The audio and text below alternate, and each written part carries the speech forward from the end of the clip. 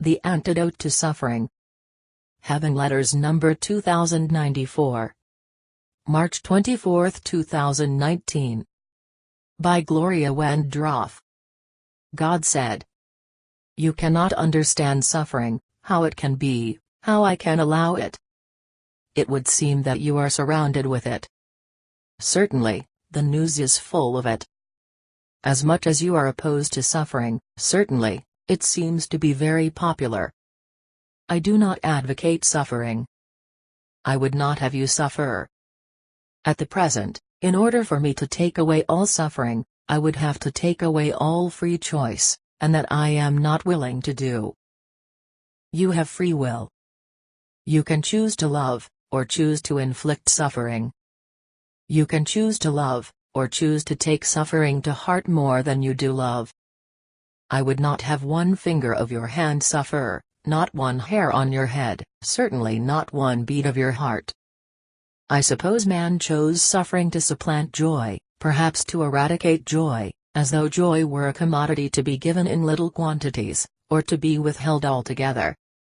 Denial of joy is tantamount to suffering. Suffering accomplishes nothing, but more of itself. It is self-propagating, and neglectful of anything but itself. One in joy would not contribute to the suffering of another. One in joy would alleviate it. One in joy would not even think of suffering, would know that it is better to shrug his shoulders than to suffer, would know that 1 ounce of joy is better than 10 pounds of anti-suffering. Perish the thought of suffering. If you are as sincere as you seem to be about the abolition of suffering, why then does it still exist in this world that man hath wrought? I would not want you to take suffering as a provocation against joy. I would not want you to go on strike against joy, because of suffering. Rather than protest suffering, express joy. Add some to the world. Be a hero even in a world that promulgates suffering. Despite suffering, make joy. Reveal it. Do not consider that this would be a lie. Joy is truth, and suffering is not. I know that suffering hurts. I also know that joy blesses, so choose to bless. Even amidst suffering, choose to bless. Take your mind off suffering, and onto joy. If the world of man can invent and procreate suffering, surely it can close it down. Choose to be a dealer in joy, supplier, and user. Both ways, you serve the universe. Rest joy. Attend to that which gives you joy.